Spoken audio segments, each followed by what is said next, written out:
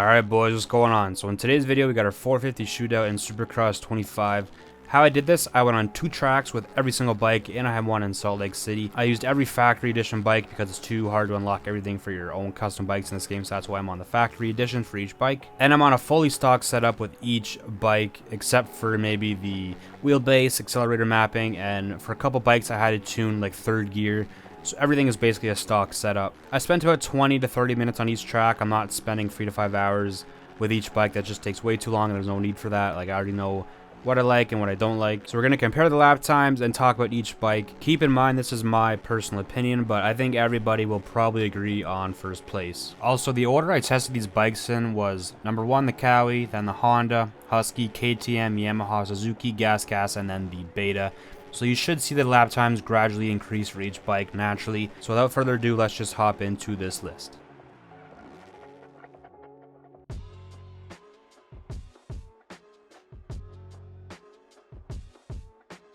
Coming in 8th and dead last place is the Beta.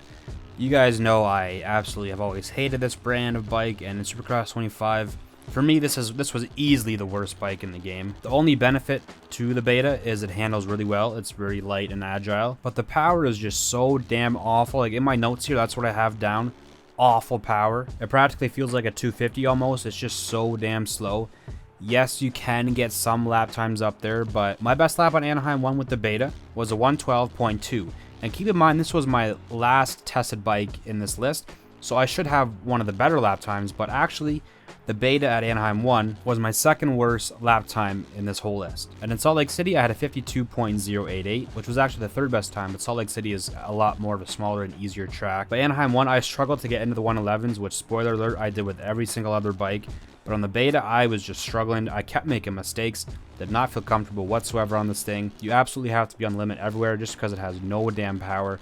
The suspension feels bad on it as well. I find if you make one little mistake, the lack of power and poor suspension just really is not a good combination. The bike handles well, so maybe on smaller tracks you can get away with having a decent race. But on tracks like Anaheim 1 or Glendale, my god, you are going to struggle, because this thing is just a pile of donkey shit. That's just what I think about it. I hate the name, the Beta. I hate the way the bike looks. It's so damn ugly. And it's just shit in this game in general. Compared to the other ones, it's just, for me, at the bottom of the list. Oh yeah, and the Beta is the worst sounding 450 in the game. Sounds like a damn fart.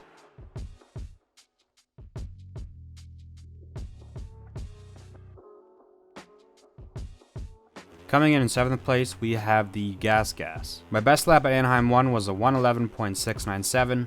Best lap on Salt Lake City was a 51.586. For me, the Gas has good power, but everything else is not very good with the bike. The handling's very heavy and you understeer a lot, I find, even though that's kind of a part of the game. The Gas, you definitely understeer a lot, but for me, the suspension was the worst out of all the bikes I chose. For whatever reason, it doesn't matter if you slightly overjump something, slightly case something, you're just gonna have a hard time keeping momentum through the rhythm sections, even with the whip glitch, clutch boosting and stuff like that. I just struggled to kind of keep pace on this bike, and I'm sure if I put hours and hours I could get better at controlling this bike and stuff. But yeah, I just struggled to kind of keep momentum going in the rhythm sections with the Gas. And the combination of just the weird handling, the bad suspension, for me, it was just very off-putting and not fun to ride. The power makes up for it a little bit. It's definitely nowhere near as bad as the Beta. I just did not really enjoy riding this thing. I find I had to really push and lock in when riding the Gas. I was just making so many mistakes. Again, like just slightly overjumping stuff. Especially on a track like Anaheim 1, you can just not keep momentum going whatsoever. Yes, my lap times were pretty decent with the Gas, but I was like next to on the limit. Like I really had to push to try and get those lap times. If you're on a track like Daytona, maybe you can get away with the Gas, but on Anaheim 1, Glendale, you're probably gonna have a tough time with this bike. At least that's my personal opinion of it. At first I did have this in 6th place, but immediately after riding the Gas, I knew it was at the bottom, in the bottom 3 at least. It was just not fun to ride compared to the other bikes ahead of it.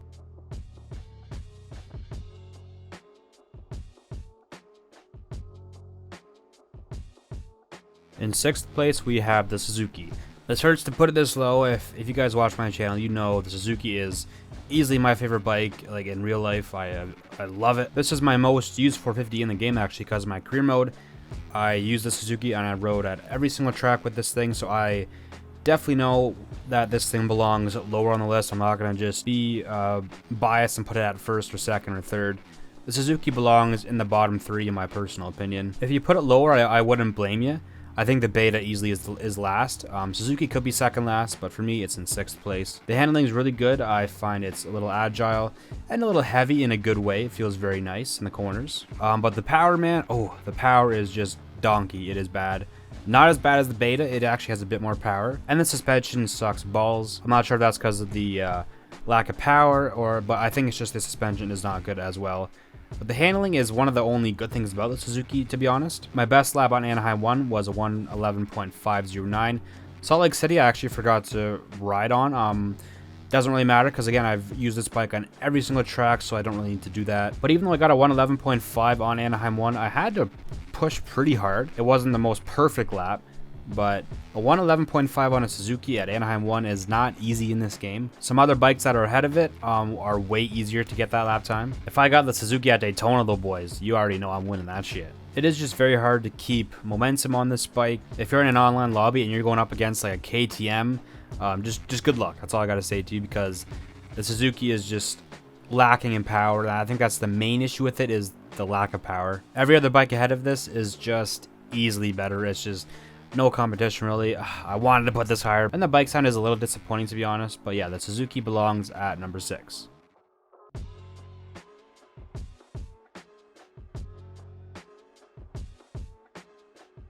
In 5th place, we got Honda. For me, the Honda easily had more power, way more power than the gas Suzuki and Beta. But this bike just handles like a piece of shit. It really does. I don't know if I got Chase Sexton's bike from 2023 or what happened, but the Honda in this game just handles so bad. It's so damn heavy. It is not enjoyable to ride whatsoever. The power is the only thing saving the Honda. If this thing had bad power, this would be in last place. It really would be. I just found myself understeering in every corner, especially 180-degree corners, like flat corners and stuff like that. It was just a nightmare to maneuver around the track. I had a hard time just keeping this bike consistently in the rhythm sections too. That's probably just my own bad riding or whatever. Like, the suspension feels fine on the Honda, but man, the handling is probably the worst out of all the bikes in this video. I think it is. Even when I used the Honda in an online race on my custom track there a few days ago, something about this bike was just not fun to ride on. It was just so bad handling wise. I don't know if that's just me, but personally I think this is the worst handling bike in the game. But the power is the only thing saving the Honda. It has a really good bike sound, which is cool, but for me the Honda is in at number 5th, and I was tempted to put the Suzuki ahead of it, but the power just saves it, so it is in at number 5. And my quickest lap time with the Honda at Anaheim 1 was a 1:12.132. Salt Lake City was a 52.520. So yes, this was the second bike I tested out of all these bikes in this video, but I still kind of struggled for pace.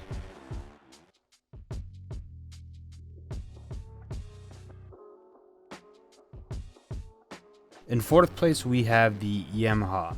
Now, my best lap at Anaheim 1 with the Yamaha was a 1:11.092, which was the best lap out of all the bikes in this video. And that might honestly be a world record. I'm not 100% sure, just because the time trial leaderboards are glitched in this game. And my best lap at Salt Lake City was 52.436. Now, you may be thinking this bike should be like number 1 or 2 just because of that lap time alone, but that was like the lap time of my life. I was pushing like an absolute madman. There really is nothing wrong with the Yamaha, except for maybe the acceleration could be a little better. I found it to be a bit lackluster, but the top end speed was good. Suspension, handling was solid all around. But yeah, that acceleration I find was just a bit of a thing that just knocked it back for me. I really had to be on the limit and pushing with this bike to get anywhere near that lap time. But some of the bikes ahead of it, I really could just kind of breeze and easily get like a 1:11.2 or 3 or something like that. I felt really comfortable in the Yamaha, but I felt like it was just, again, lacking acceleration. It was just lacking a little bit compared to the bikes ahead of this. I really don't have anything bad to say about it. It sounds decent.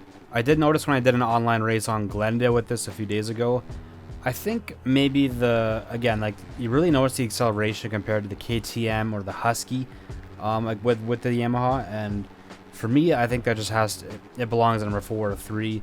I tempted to put it at 3, but I think 4th is the right spot for it. I don't want this list to just be based off of lap times. I'm going to include them a little bit and talk about them, but lap times aren't the sole reason why a bike belongs in at number 1 or not. Because I'm sure if I put in enough time with every bike, the Yamaha would be like the 4th best bike lap time in my opinion. So yeah, I'm just going to stop repeating myself, and Yamaha is at number 4.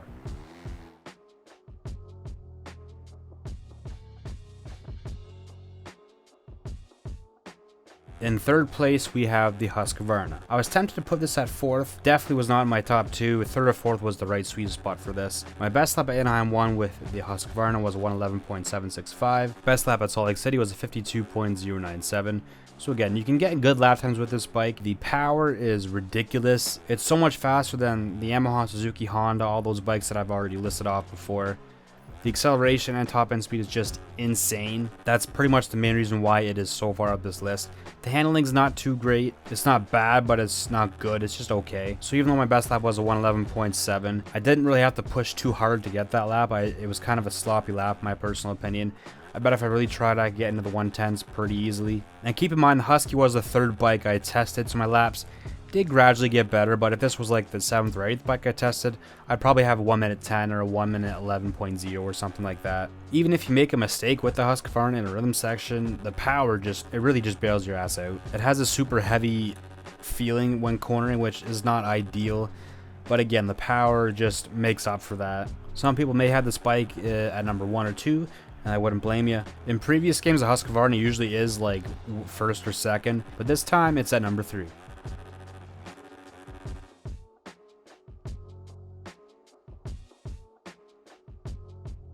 In second place, we have the Kawasaki. I don't know if too many people are going to agree with me on this or be happy with me putting the Kawasaki this high. In my opinion, the Kawasaki is the best handling 450 in this game. It is really just so agile and easy to corner.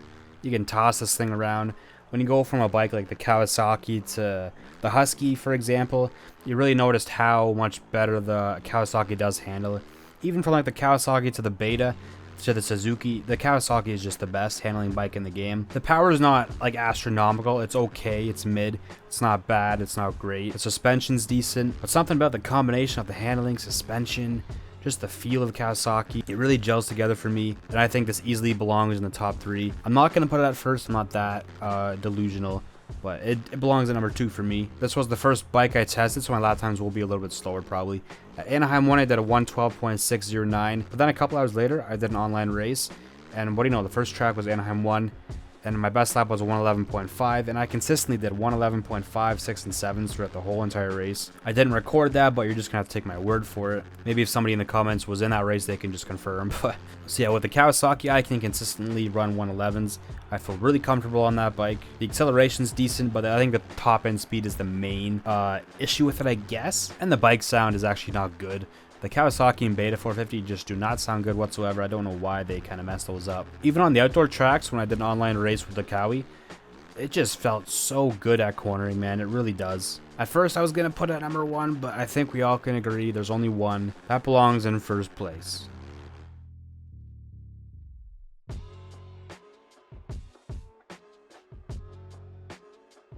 In first place, we have the KTM. I think everybody will probably agree, at least 99% of people, that the KTM is easily the best and fastest bike in this game. When I went from riding the Suzuki in online racing to just jumping on the KTM, it felt like I went from the 250s to the 450s. Like, the KTM has ridiculous power, more than the Husqvarna. Easily the most powerful bike in the class. Acceleration's insane. The handling's decent too, which is just ridiculous. Like, the handling's not even bad. In my notes, I wrote you don't even have to try with the KTM. It's that quick. My best lap at Anaheim 1 with the KTM was a 111.295. Salt Lake City was a 51.804. But the thing is, I don't even think those were great laps, man. I made some little mistakes here and there. And I feel like I wasn't even trying that hard, and I got insane lap times. You can case something, over jump something, but the power on this thing completely bails you out every single time. I noticed when I was racing online on Daytona with this thing, it outpulled the Beta, the Suzuki. It just outpulled those bikes so easily, it's not even fair. Pretty much the second I got on this bike and did a few corners, I was like, oh yeah, this bike's easily the best in the game. It handles fine. Power's ridiculous. It's basically a cheat code. So you're probably going to see everybody ride KTMs in this game, especially like in league racing and stuff like that. If you come across somebody on a KTM, like, good luck. You're probably going to lose even if they're not the best rider. It is just unfair. It really is that fast. There might be some people that put the KTM second maybe, but I think 99% of people are putting the KTM at number 1. It is just so damn good. There really is just no denying that it's the best bike in the game. So yeah, that's pretty much all I got to say. Let me know if you agree or disagree with my list down below. I'm curious to see what your guys' lists are. Let me know if you agree or disagree with anything I said in this video. But other than that, that's it in this video. I hope you enjoyed, and as always, take care.